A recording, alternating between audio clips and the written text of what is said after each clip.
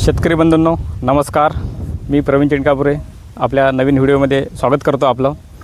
आणि आजचा आपला विषय म्हणजे बरेचसे शेतकरी हे कॉटनचा शेंडा खुडते, म्हणजे त्यांना असं वाटते की शेंडा खुडल्यामुळे बोंडाची भरण होते, पातीचं बोंडात लवकर रूपांतर होते।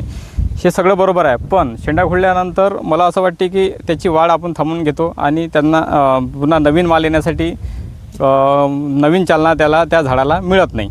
म्हणून एक नवीन त्याच्यावर एक तोडगा म्हणजे शेंडा न खुडता, आता समजा उदाहरणार्थ तुम्ही आता ह्या व्हेरायटीचा शेंडा खुडला, शेंडा खुडल्यानंतर याला जी पाती आहे इथे सगळी आलेली, ही पाती आपण काय करू, आपण ही पाती तोडून टाकली, आपण आपलं स्वतःचं नुकसान करून घेतलं। म्हणजे याला जे 5-6 बोंड पुन्हा यायचे ते आत येणार नाही आणि आपलं उत्पादन हे यामध्ये कमी होऊ शकते। म्हणून आपण एक नवीन पद्धत वापरणार आहोत। शेंडा न खुडता हा जो लाल भाग दिसतो इथे आलेला, म्हणजे हा जरड असलेला परिपक्व झालेला वरचा, त्याला असं लचकून घ्यायचं। म्हणजे ही कॉटन इथं थांबलेली आहे आणि थांबल्यानंतर ही पाती जेवढी काही पाती असते ही लवकर बोंडामध्ये रूपांतर होईल आणि हा वाकवलेला जो शेंडा आहे कॉटनचा, याला काही न होता 15-20 दिवसानंतर हे सगळं याचं काम झालं, बोंड पकले, पातीचं रूपांतर बोंडामध्ये झालं, त्यानंतर हा शेंडा पुन्हा अजून 15 दिवसानंतर याची चालना कायम राहते। म्हणजे हा माल याला कव्हर होऊन जातो आणि नवीन माल पुन्हा ह्या फांद्याला वगैरे सगळ्यांना नवीन माल येणं सुरू होऊन जातो।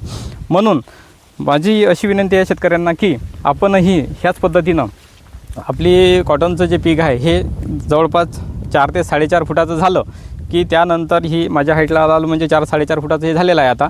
तर ह्या हाईटला आल्यानंतर असा हा शेंडा जो आहे कॉटनचा हा लचकून घ्यायचा आणि याला काही जास्त आपल्याला मजूर वगैरे लागत नाही।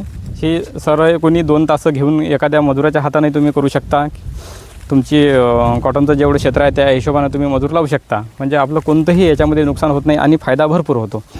याच्यामुळे काय होईल का, बोंडाची जे साईज आहे ही बोंडाची साईज ही खूप जास्त मोठी होईल आणि ही जी पाती आहे सगळी ही पाती याला बोंडामध्ये लवकर रूपांतर होईल।